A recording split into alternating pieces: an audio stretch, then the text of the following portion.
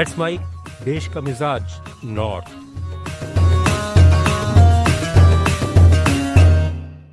मध्य प्रदेश सरकार के मंत्री कैलाश विजयवर्गीय ने भोपाल के बूचड़खाने मामले पर सख्त रुख अपनाते हुए कहा है कि नगर निगम को तत्काल आदेश दिया गया है कि जिस डॉक्टर पर गाय के मांस को भैंस का मांस बताकर सर्टिफिकेट जारी करने का आरोप है उसे तुरंत सस्पेंड किया जाए और इसकी पूरी जांच कराई जाए।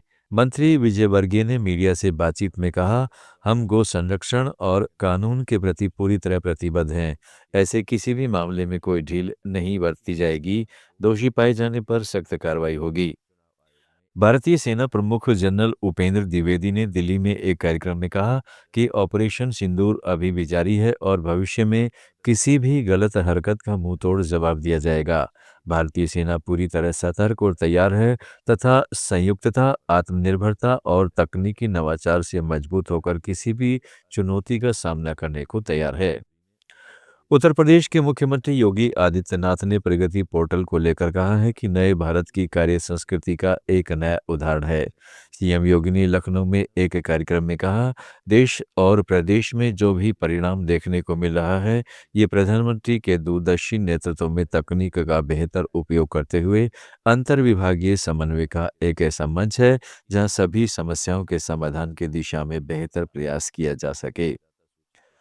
जम्मू कश्मीर में लद्दाख के उपराज्यपाल कविंदर गुप्ता ने चीन द्वारा शक्सगाम घाटी पर दावा करने और वहां बुनियादी ढांचे के विकास पर प्रतिक्रिया दी है।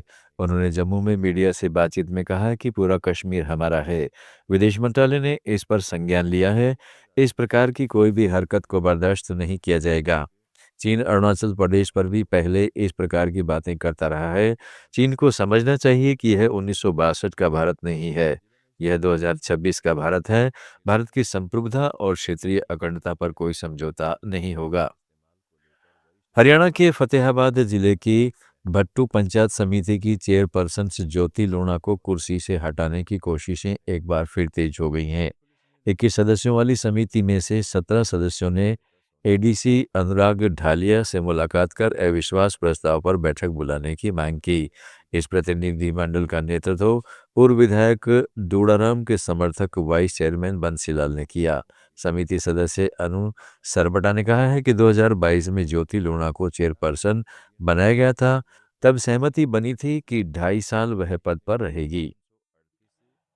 पंजाब के बरनाला पुलिस और बदमाशों के बीच बरनाला रायकोट नेशनल हाईवे पर संगरेला ब्रिज के पास मुठभेड़ हुई। इस कार्रवाई में 2 आरोपियों को गिरफ्तार किया गया है। एसएसपी मोहम्मद सरफराज आलम ने कहा है कि गिरफ्तार बदमाश बरनाला में एक घर पर हुई गोलीबारी में शामिल थे, जिसमें 3 लोग घायल हुए थे। दोनों आरोपियों के खिलाफ पहले से ही हत्या के प्रयास, तस्करी सहित कई आपराधिक मामले दर्ज हैं। भारत और न्यूजीलैंड के बीच फ्री ट्रेड एग्रीमेंट के तहत सेब पर आयात शुल्क घटाए जाने से हिमाचल प्रदेश के सेब बागानों में केंद्र की मोदी सरकार के खिलाफ गहरा आक्रोश है। प्रदेश के सेब उत्पादकों ने मांग की है कि केंद्र सरकार इस मुद्दे पर तत्काल ध्यान दे। बागवानों की प्रमुख मांग है कि प्रधानमंत्री नरेंद्र मोदी 2014 में हमीरपुर के सुजानपुर में दिए गए वायदे को पूरा करे, जिसमें सेब पर आयात शुल्क 100% करने की बात कही गई थी। इसके अलावा कोल्ड ड्रिंक्स में हिमाचली सेब का जूस मिलाने का भी वादा किया गया था, जो अब तक पूरा नहीं हुआ है।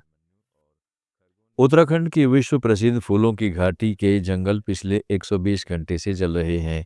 हालात इतने खराब हो गए हैं कि आग को बुझाने के लिए एयरफोर्स से मदद मांगी गई है।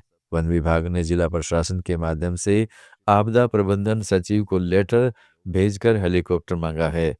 पुराणों में मान्यता है कि ये वही रेंज है जहां हनुमान जी को संजीवनी बूटी मिली थी। इस क्षेत्र को 14 जुलाई 2005 को यूनेस्को ने इसे विश्व धरोहर स्थल का दर्जा दिया।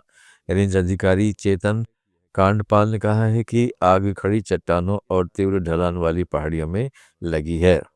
देश का मिजाज में फिलहाल इतना ही। जुड़े रहिएगा लेट्स माइक के साथ।